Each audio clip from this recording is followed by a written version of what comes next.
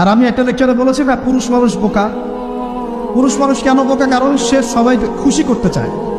সে চায় মা সুখে থাক, বোন সুখে থাক, স্ত্রী সুখে থাক, যদি আরও স্ত্রী থাকে ও সুখে থাক, সন্তানরা সুখে থাক, সবাই ভালো থাক।